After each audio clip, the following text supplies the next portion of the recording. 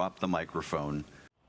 So what does all this mean going forward? Alex Little joins us, criminal defense attorney, as well as a former prosecutor and former assistant U.S. attorney in Nashville. Good afternoon. As always. Alex, good to see you. You know what the critics are saying, that Barr misrepresented Mueller's conclusion on why he couldn't indict on obstruction of justice, but the DOJ spokesman says, though there is no conflict. Then you have Schiff saying he's going to oversee and monitor the AG. What does that mean, and how does he do that? Well, I think what Schiff is talking about specifically is he's concerned about this sort of IG, or the investigation that the Attorney General says he's going to do of the investigation, and whether he's going to be able to sort of pull up some dirt to dirty up how it began or how it proceeded. But I think the real news this week, the only particular news, was the fact that Bob Mueller chose to make a statement. He didn't have to make a statement. Nobody made him do that. It certainly wasn't a mandate for his position. And when somebody like that takes a sort of an extraordinary step outside of his mandate to talk to the public, I think we should take note. It's pretty clear he had two audiences. I think one was congressional Democrats, one was congressional Republicans. He's telling people like Adam Schiff, I'm not going to save you. I'm not going to be your savior, and I sure don't want to testify. I think he also was telling congressional Republicans, there's a lot in my report you need to look at, you need to read it, and you need to consider your constitutional duty about how to go forward and investigate it. And he came under criticism, though, for saying that they could not clear the president or come up to that point of view in terms of obstruction of justice, saying that is unfair.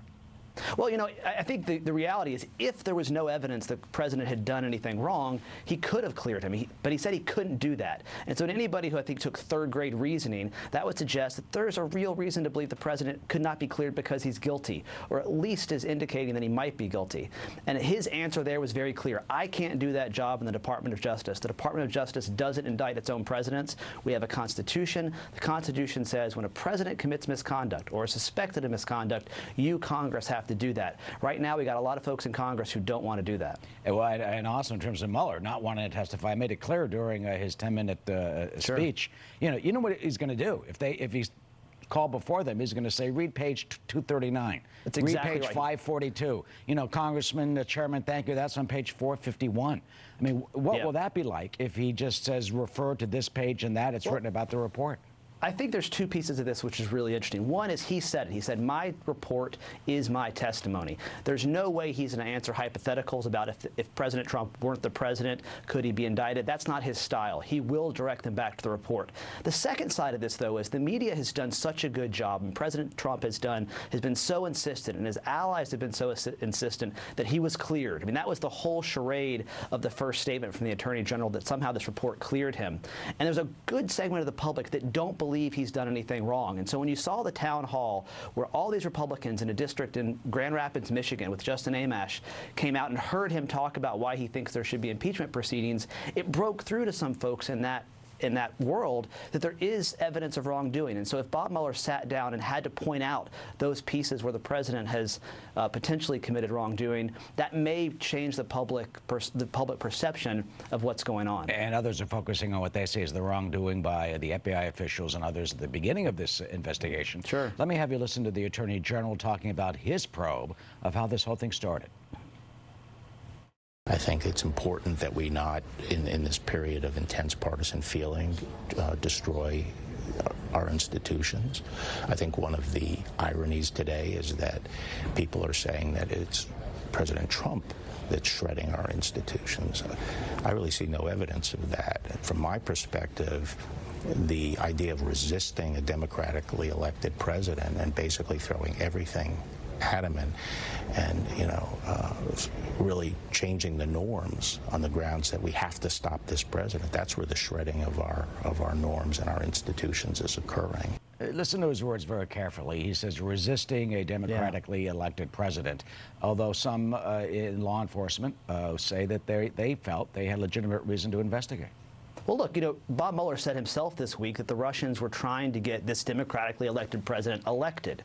So there certainly was something to investigate. I think, Attorney General Barr's conduct in the past few weeks particularly is going to go down in history as really shameful conduct. I mean, the statements about destroying institutions, he's talking about a president who repeatedly, demeaned the FBI, its officials at every level, and said essentially this was a witch hunt. It wasn't a witch hunt. It was being run by an incredibly competent and skilled investigator with service on both sides of the aisle. So I don't think these investigations that Bob Barr is hatching up are going to go anywhere. The real question is when people start to look at the facts, where's that going to lead? And right now it's in Congress's hands, and that's where you have to see what happens. Well, some of the others disagree. Let me read you what George Papadopoulos has tweeted, of course. This is two of his tweets recently. And this is the felon who was, in the process of communicating with the Russians, but I'm sure his tweet's going to tell us. Yes, I know. He did plead guilty. The line to the FBI about having contact with a Russian agent, this is what he said, quote, "How the hell could I have a FISA investigation issued on me when I have never even traveled to Russia, let alone met a Russian official? Can't wait to see what's in the bogus warrant. Hammer is coming down on the other side." America, remember this. The FBI under Jim Comey was trying to entrap Americans working for President Trump. Disturbing evidence from the Mueller report that I was being spied on for my legitimate ties to the energy business in Israel by the previous administration. Incredible spying going on. Alex, what would you say to Mr. Papadopoulos and others who take that tack? Well, look, I would say the same thing I'd tell my children if they said our dog was a unicorn. I'd say, no, that's not true. That's a dog. Sometimes you have to be direct and you have to be forceful about the facts. And here, this is where the media, I think, really owes the public better service, because a lot of the things that are being said, particularly about the process, are just flatly not true. The FISA courts are run by incredibly distinguished, long-tenured judges, most of whom at this point were appointed by Republicans. And so it's not as if they would allow some partisan hack investigation of a low-level staffer. There were serious things going on. The Russians were trying to infiltrate the campaign, and the FBI and our counterintelligence services had not only a right but a duty to investigate that. So, George Papadopoulos, I'm sure he's going to say whatever he can at this point to make himself feel better and to sort of stoke up some sympathy. But the facts are this was a legitimate investigation.